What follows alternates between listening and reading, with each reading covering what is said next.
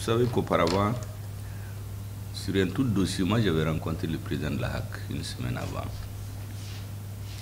Et il m'a brossé la situation d'ensemble. Parce que moi je sais, plus que certainement beaucoup d'hommes politiques, le rôle de la presse dans la vie de la nation.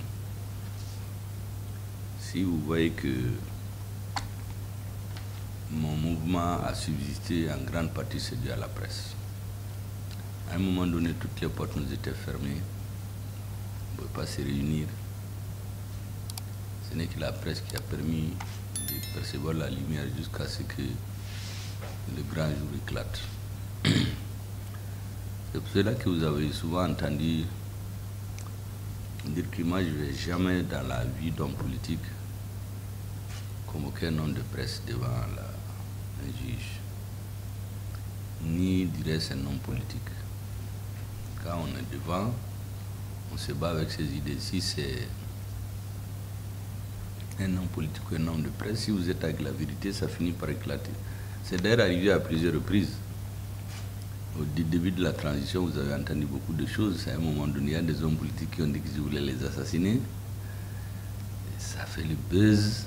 Je me rappelle, madame m'a même demandé, mais pourquoi tu ne portes pas plainte? J'ai dit, mais en tant qu'homme politique, si je passe le temps à porter plainte, je ne vais pas finir. Il dit que je voulais le tuer. C'est lui qui a été menacé de mort, donc c'est lui qui doit se plaindre. Et puis demain, un autre peut se lever et m'accuser de toute autre chose. Je vais passer mon temps dans les tribunaux en train de me plaindre. J'ai laissé le temps, et le temps a clarifié les choses. C'est la même chose que les journalistes. Les journaux les plus opposés à ma personne, ma vision, souvent même à ma personne, parce qu'il y en a qui m'insultent carrément. Hein. Moi, j'ai eu des insultes grossières, père et mère, dans la presse à un moment donné. Mais je n'ai jamais traîné un journal devant les tribunaux. Même lorsque ils ont violé la loi, parce qu'il y a des journaux qui ont refusé de publier des droits de réponse de mon parti, j'ai demandé juste de noter ça et on continue. Parce que mon opinion, c'est que la presse est un apprentissage. La presse, c'est comme une nation, on ne peut pas la construire en 2, 3, 4, 5, 6 ans. Il faut des années pour qu'elle se professionnalise. Et puis le manque de travail fait qu'il y a tout dans la presse. C'est devenu le lieu de refuge de tous ceux qui n'ont pas d'activité intellectuelle auquel ils peuvent. Si vous prenez les journalistes, il y a très peu qui ont fait des écoles de journalisme. D'ailleurs, les plus grands journalistes dans le monde, ce n'est pas forcément des gens qui ont fait des écoles de journalisme, vous le savez autant que moi. Ça, c'est pour la vision globale. Maintenant, pour les principes, je vous ai dit que, effectivement, la presse a besoin de temps, de soutien pour avancer. C'est là que l'aide à la presse, par exemple, me semble être quelque chose de très important. Mais vous savez, concernant l'aide à la presse, à mon arrivée ici, ce qui s'est passé, j'ai rencontré le représentant de la presse. Je lui ai simplement dit qu'il est bon de me faire le point de tout ce que l'État a mis dans la presse. Où c'est parti, qui a eu quoi. Un tableau comme ça me donne plus d'arguments pour aller défendre le dossier. Bon, je crois que je me suis trompé, ce n'était pas les habitudes. Parce que les habitudes, tout se réglait un peu. Moi, je ne suis pas dans ça. Bon, après, ça a suscité beaucoup de débats, il y a eu des volets de bois vert, beaucoup de choses ont été dites sur moi, je n'ai rien dit du tout. Il y a même un journaliste qui est rentré dans ma vie de famille et tout le monde a demandé de m'amener en justice, je ne l'ai pas fait, parce que ce qu'il a fait, ce n'était pas vrai. Il s'attaquait même à ma famille, en pensant me faire mal. Je crois que c'est les habitudes. Vous savez, les hommes politiques ici, comme les gens ne sont pas très clairs, dès qu'on les attaque dans la presse, ils se précipitent pour voir les journalistes se négocier avec lui, pour calmer les choses, bon, avec ce que vous savez. Moi, je ne suis pas dans ça. Si quelqu'un a ses convictions, il faut le laisser se battre avec ses convictions. S'il se rend compte qu'il s'est trompé, il recule. Mais si on continue à amadouer les gens, acheter leur silence ou leur complaisance, à terme, ce n'est pas une presse qu'on construit. On va construire juste des gens qui font la publicité d'une personne. Chez nous, c'est toute la société qui était comme ça. Les partis politiques, c'est la même chose. Moi, j'ai l'habitude de recevoir des partis au sein desquels personne ne travaille. Moi, je leur ai demandé, mais comment vous pouvez entretenir un parti si personne n'a du travail? Mais c'est des partis, souvent, le pouvoir crée. Les médias aussi, c'est comme ça. Donc, il y a beaucoup de pression. Par exemple, quand on faisait les assises nationales, il y a beaucoup qui ont posé des conditions pour qu'ils viennent. Il faut certaines choses. Moi, je ne suis pas habitué à ça. Je dis, les gens viennent parce qu'ils sont convaincus ou ils ne viennent pas. On a fait les assises au grand bonheur des Maliens, ça s'est bien passé. Bon. J'ai aussi l'habitude de dire la vérité aux uns aux autres. La première fois où j'ai rencontré les partis politiques ici, j'ai expliqué ce que nous entendons faire pendant la transition. Il m'a été répliqué que le rôle d'un gouvernement de transition, ce n'est pas de réformer un pays, c'est de faire des élections et s'en aller. Effectivement, c'est le discours ambiant au niveau de la communauté internationale. C'est ce que j'appelle les discours spécieux. Quand tu les écoutes, ça paraît juste. Mais au fond, il y a des idées cachées. En ce moment, je leur ai dit, vous savez, chaque transition a les conditions qui ont présidé à sa survenue. Il faut s'attaquer à ces problèmes-là. Si vous ne résout pas ces problèmes, on se prépare pour faire des élections, on va retomber dans les mêmes travers. Ce jour-là, certains ont même contesté la légitimité du président.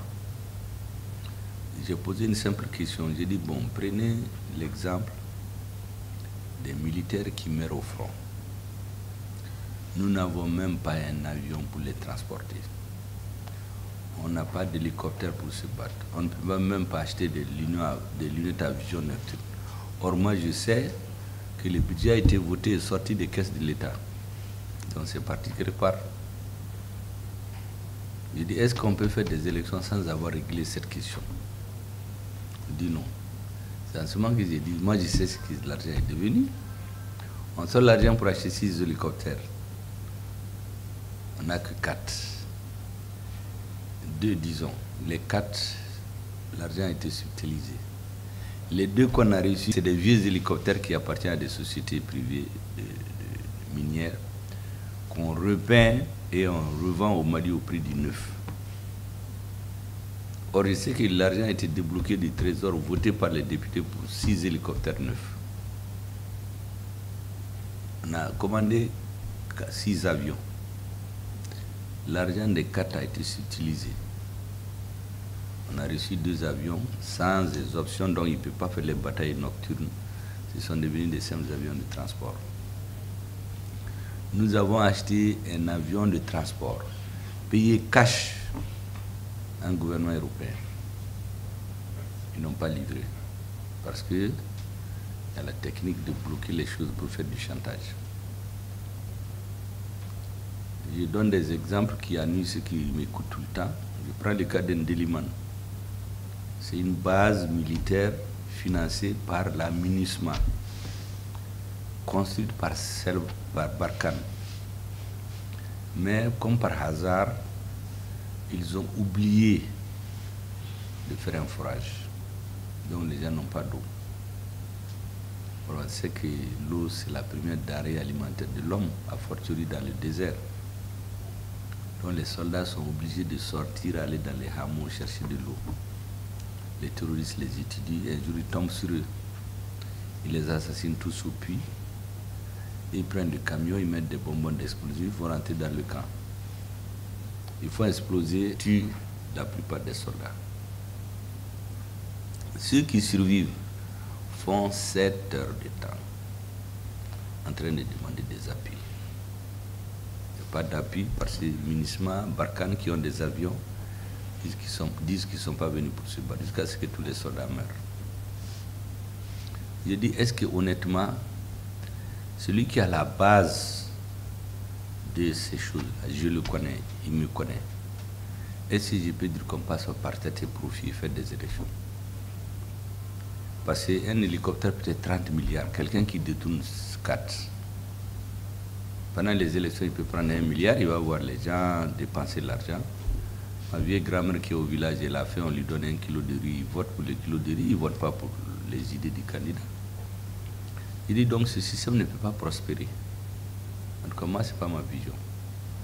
C'est en ce moment que j'ai sorti la boutade, il disait en bébé malien, on dit rassembler les Maliens rassemblés. Il dit vrai, en bébé douda qu'il en fait, mais en te bouda qu'il en fait. Bébé oui Kadhafi. Bon, après, on a été dit en ville que j'ai insulté les partis politiques, je ne les respecte pas. On a tellement répété que c'était un cri à ça. Ça ne s'est jamais passé. Heureusement qu'il y a quelqu'un qui a dit une fois que les partis disent des choses qui ne sont pas toujours vraies. Parce que lui, dans son parti, il a eu une invitation écrite du Premier ministre. Parce que les invitations au parti, je tenais à les signer moi-même. Même pas mon cabinet. Donc, c'est la même chose pour les médias. Les médias ont besoin du gouvernement comme le gouvernement a besoin des médias. Dans les villages, là, les lieux éloignés, je sais que c'est les radios de proximité qui donnent les nouvelles. Moi, j'ai mes parents au village. Leur première source d'information, c'est les radios de proximité. Donc ça, c'est perçu de tout le monde. C'est comme ton meilleur enfant que tu aimes. On dit qui aime bien, châtie bien. Mais la réalité, c'est qu'être dans les médias, comme je dis dans les radios, c'est devenu un moyen de subsistance. Donc beaucoup se sont retrouvés comme des animateurs. Ils n'ont pas fait le journalisme. Souvent, on a aidé à avoir des stations radio. On aimait, et les gens vivent de ça. Quand j'ai devenu ministre de la Communication en 2015, j'ai trouvé que les gens payaient 10 millions, 6 millions pour avoir une radio. Quand je suis venu, j'ai pris toutes les demandes. J'ai réuni tous les propriétaires de radio, toutes les demandes. Et on a servi tous, premier arrivé, premier servi. Aucune autorité n'a intervenu. Les autres, on leur a dit d'attendre, on va réaménager le spectre et on leur donna des fréquences. Et c'est comme ça que beaucoup ont eu leur radio sans avoir besoin d'intervention ni de payer de l'argent. L'autre chose, c'est que la HAC a été prévue légalement depuis 1991. Jusqu'en 2015, quand j'étais devenu ministre de la Communication, il n'y avait pas de HAC. Pourquoi? Manque de volonté politique. Parce qu'on écrit des choses, mais on ne veut pas les faire. On ne voulait pas avoir un organe indépendant qui peut prendre ses responsabilités. Il fallait un organe administratif qui obéit aux injonctions de l'État. On a trouvé les moyens, la HAC a été créée, le décret pris, les membres nommés et mis en fonction. Maintenant, dans la bataille que nous sommes en train de mener, il y a deux acteurs. Dans la bataille contre le terrorisme, c'est vrai, il y a les militaires qui se battent, mais il y a la guerre informationnelle. Et le rôle des radios de proximité pour éclairer la population, c'est extrêmement important. Vous savez, on m'a raconté une anecdote du village. J'ai dit, mais vous avez l'imagination fertile? Ils disent que quand j'ai été tenir mon discours à l'ONU, qu'au retour dans l'avion où je venais, qu'il y a Macron qui a levé des chasseurs pour aller intercepter l'avion. Et que Poutine aussi a levé des avions pour aller protéger mon avion. J'ai demandé à mon beau-frère, mais qui vous a dit ça? Il dit, c'est le message au village. Le simple fait qu'ils soient au courant de cet événement-là, c'est les radios de proximité qui l'ont fait, même s'il y a un peu des ziri là-dedans, comme on dit. Là. Tu vois? Donc moi, je suis très conscient du rôle des radios de proximité. Et dans le développement de notre pays, la prise de conscience, parce que nous, on fait qu'on parle beaucoup, mais ce message-là, c'est les radios qui l'apportent auprès des citoyens. Donc dans la guerre informationnelle que nous menons, le rôle de la presse est très important. Il y a maintenant le gardien du temple, la HAC, parce que le gendarme en quelque sorte du secteur. Vous avez vu ces radios médias internationaux là qu'on a fermés chez nous, qui faisaient la propagande. Vous savez, moi j'écoute ces radios-là, bon, il y a des articles sur moi dans la presse internationale, il y a même certains dans la presse nationale qui disent mais pourquoi il écoute ces radios? Je dis mais lui n'a rien compris. Ces radios, on les a amenés juste dans les petits villages pour intoxiquer la population. Vous savez, il y a un ambassadeur ici, quand on a expulsé un diplomate qui se mettait à semer la discorde au Mali. Parce qu'il disait aux gens, ne vous entendez jamais avec le gouvernement. Parce que s'il y a un accord, on ne peut pas prendre des sanctions. Quand on a eu les preuves, on l'a expulsé. Ils ont dit, ouais, ils vont le remplacer. Ils ont traîné pendant un mois. Ils étaient en train de mettre le feu. Finalement, on l'a expulsé. Il y a un ambassadeur qui est venu faire son avocat. Je lui ai dit que ce monsieur, il s'occupe des activités incompatibles avec sa mission officielle. Et il n'est pas seul.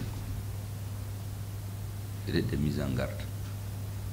Quelque temps après, j'ai demandé au ministre des Affaires étrangères de le recevoir, de lui dire d'arrêter ses activités subversives. Parce qu'il réunissait des groupes de Peuls, des jeunes Tamashek, des jeunes Arabes, des jeunes de l'ethnie où théoriquement on dit qu'il y a les terroristes. Il leur dit, vous savez, dans la doctrine des Russes, celui qui détient les armes sans l'État, il est un terroriste. Donc si les Russes viennent ici, ils vont exterminer votre communauté. Donc il faut vous révolter contre eux. On leur a dit d'arrêter, ils n'ont pas arrêté. Quand leur président s'est mis à attaquer notre président, on l'a renvoyé. À l'aéroport, là, il est parti. C'est Moulika Bafanka. Après, il y a d'autres médias qui sont rentrés dans la propagande. Imaginez un peu au moment de l'embargo. Il y a quelques pays qui nous ouvrent leurs frontières. Il y a des services spéciaux d'un pays qui font des crimes à la frontière. Ils éliminent des citoyens. Et ils se précipitent pour dire que c'est l'armée malienne. Pour qu'on nous ferme les frontières. Nos autorités ont levé une équipe composée de ceux qui travaillent dans le domaine, conduite par le ministre des Affaires étrangères. On a été leur démontrer que là où il y a eu les morts, là, ça n'a rien à voir avec là où l'armée a intervenu. Mais entre-temps, les gens ont parlé. Et cette radio dit que l'armée allait exterminer un village, que les ressortissants du village ont été obligés de fuir dans la forêt, ceux qui ne sont pas morts. Et imaginez-vous, on fait croire que ceux qui ne sont pas morts là sont revenus après. Ils auraient ouvert des tombes, des fosses communes.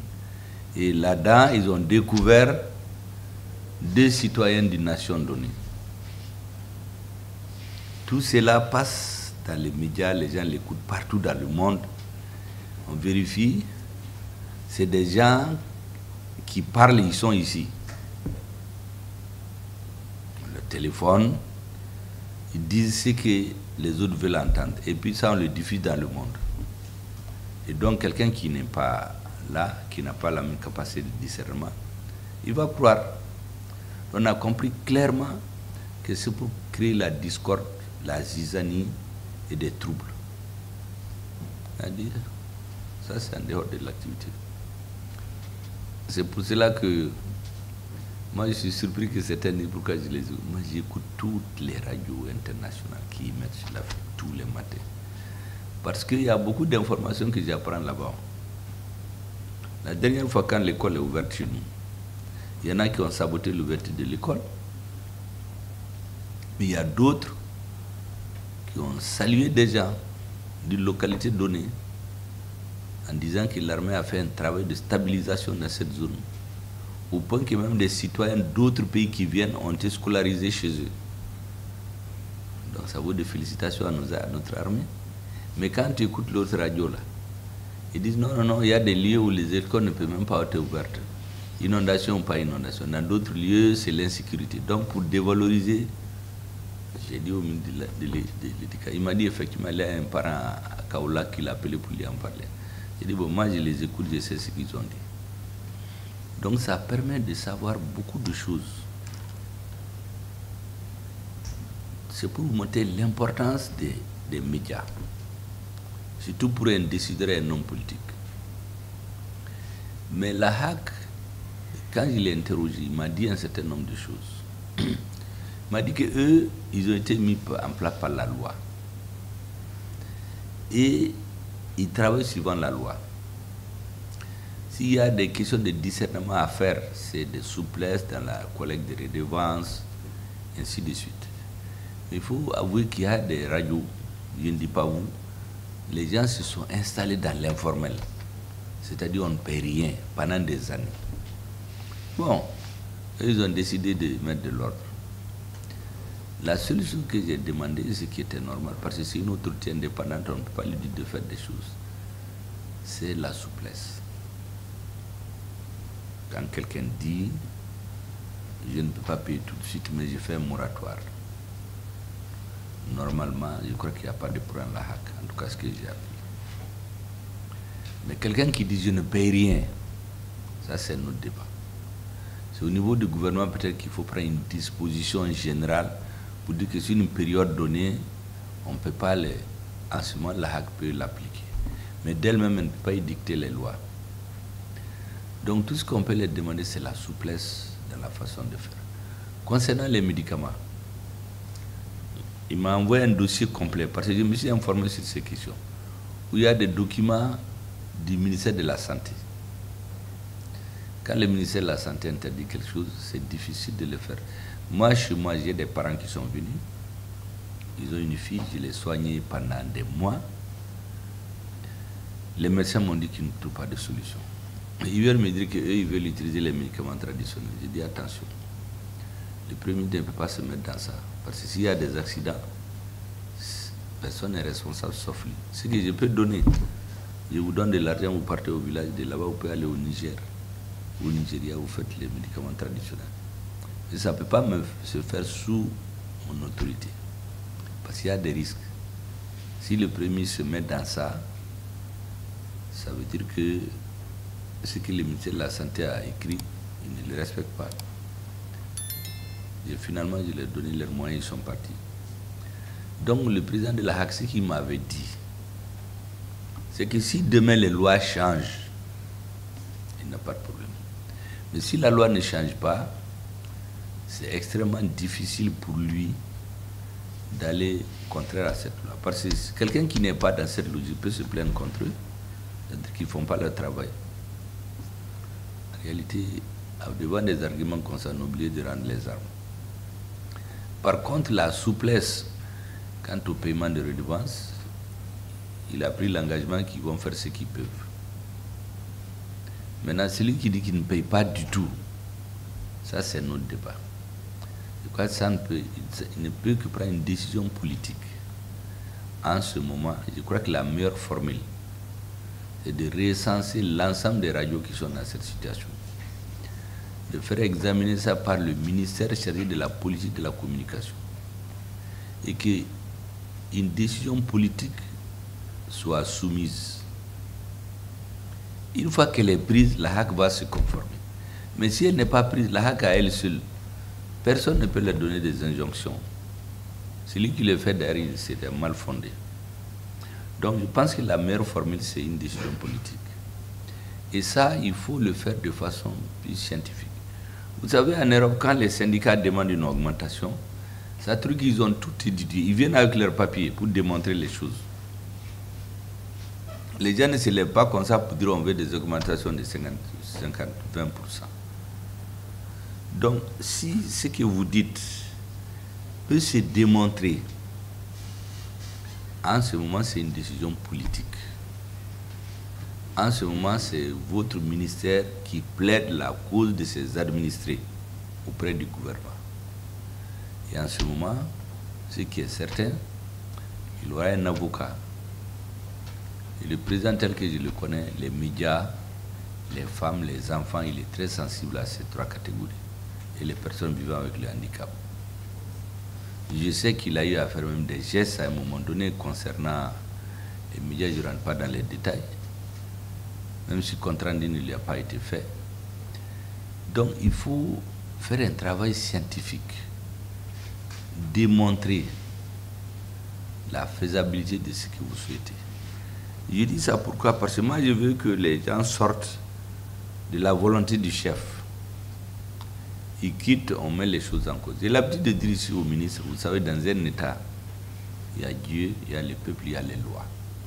Quand une loi n'est pas bonne, on la change. Quand il y a une mesure, on prend.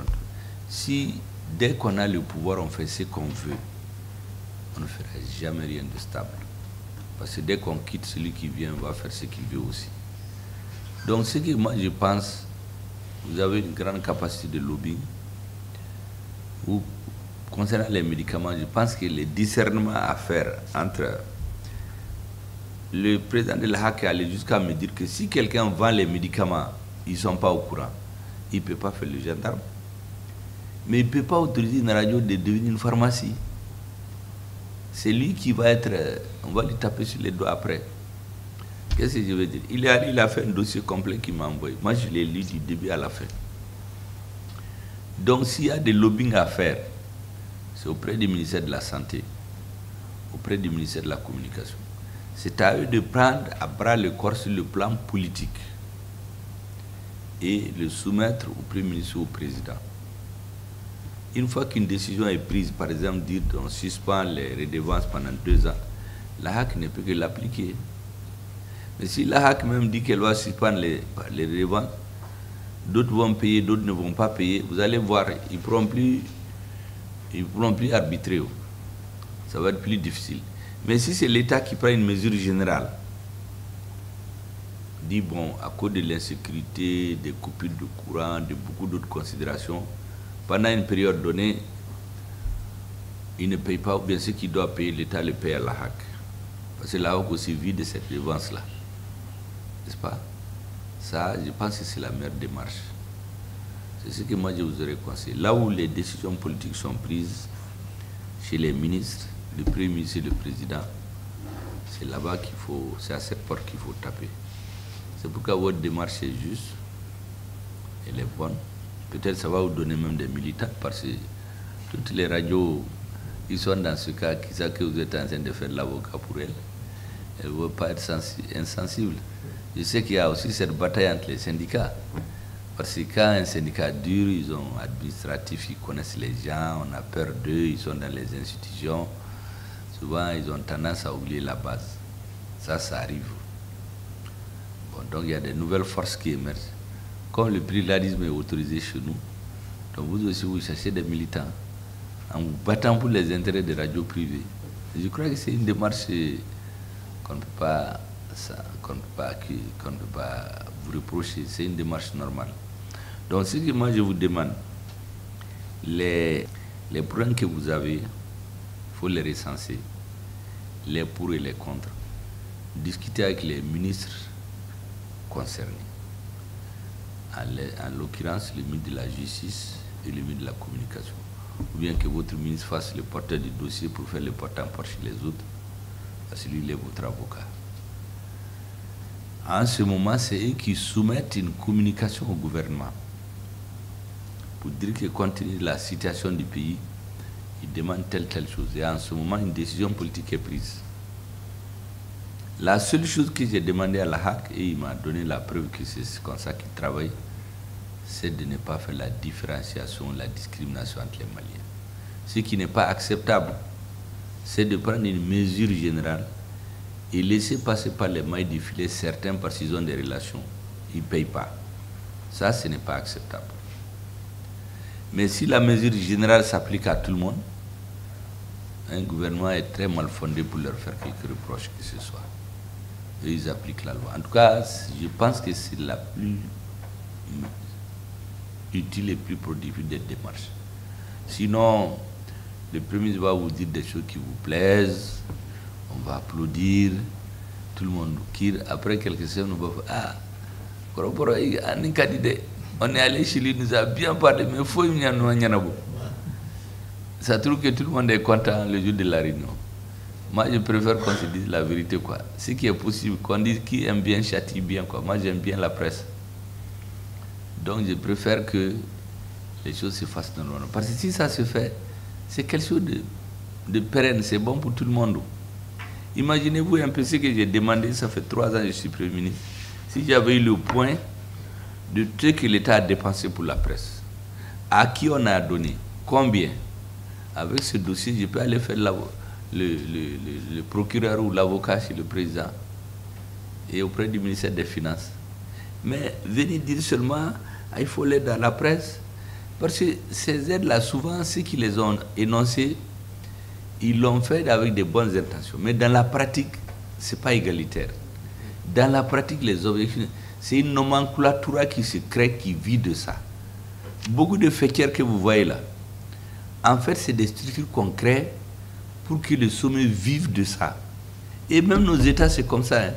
Et vous avez une nomenclature comme ça, ils sont dans les institutions, ils sont partout, ils vivent de ça. Et c'est pourquoi il faut qu'on dise de renouveler les bureaux. Parce qu'en fait, les gens ne sont pas là pour travailler, les gens sont là pour défendre leurs intérêts personnels. Moi, c'est de ça que je veux qu'on sorte. Si quelqu'un vient, il défend les intérêts de sa corporation. À charge pour lui de chercher qu'est-ce qu'il doit faire, comme vous êtes en train de vous battre pour les redevances des radios de proximité. Et c'est que vos militants qui vont vous voir en train de parler de ça, ils vont dire, ah, maintenant on a eu des dirigeants, et vous allez avoir quelques adhérents, n'est-ce pas? Donc c'est normal ça, parce qu'on est dans un système de pluralisme. Donc ce que je vous conseille honnêtement, c'est ça la bonne démarche. Et ça fait un travail scientifique pour montrer ce qui est possible, ce qui n'est pas possible. Parce que c'est très facile de dire, il faut payer. Imaginez là où il y a l'insécurité, il n'y a même pas de radio. Les gens ne vivent même pas. Si vous partez, on vous tue. Ou bien il n'y a pas d'électricité. Bon, on vous dit de payer des redevances. Celui qui doit dire de payer, c'est son rôle de dire de payer. Mais peut-être il y a quelqu'un d'autre qui est dans une zone où il n'y a pas l'insécurité, vous vous appelez tous radio de proximité. Donc il faut que le politique ait des arguments pour décider. En ce moment, ce serait bien pour tout le monde. En tout cas, c'est la démarche que nous faisons depuis que nous sommes venus. Et j'ai invité l'AHAC et le ministre de la Communication pour qu'ils entendent ce que je vais vous dire. Ce n'est même pas nécessaire, on pouvait faire l'audience sans eux. Moi, je préfère toujours que ceux qui ont la main à la pâte entendent ce qu'on s'est dit. C'est pour ça que je n'organise jamais des audiences sans les ministres. Le rôle du Premier ministre, c'est de faire la coordination, ce n'est pas de trancher. Il peut arbitrer. Donc, c'est sur quoi on s'est entendu avec vous. J'espère qu'ils l'entendent, qu'ils rapportent à leur cabinet, qu'ils tirent les conclusions. Et vous aussi, continuez votre travail. Il ne faut pas faire en sorte que ça n'a pas marché, donc vous baissez les bras. Vous savez, quand vous avez une bonne cause à défendre, c'est comme quand l'homme grandit. Tu tombes, tu te lèves, tu tombes malade, tu avances. Mais si au premier obstacle, tu laisses tomber là, c'est fini. Hein? Parce que les grands succès, personne ne les a eus au premier coup. C'est toujours à force de revenir à la charge, d'expliquer, de documenter. C'est en ce moment qu'un jour, vous pouvez avoir gain de cause. En tout cas, c'est ce que je voulais vous dire, Monsieur le Président. Et vous saluer. Vous savez, une organisation comme la ONG Jamais de trop. Il dit souvent au ministre, la société, c'est comme un jardin. Plus il y a des fleurs, mieux c'est. La société n'est pas un camp militaire. Dans les camps militaires, c'est l'ordre, la discipline, c'est oui ou non. Mais s'il y a des syndicats qui se battent pour les travailleurs, des représentants, bon, c'est une très bonne chose. Peut-être après vous, d'autres vont venir, je leur dirai la même chose. Maintenant que les meilleurs gagnent en République du Mali. Vraiment, c'est ce que je voudrais vous dire.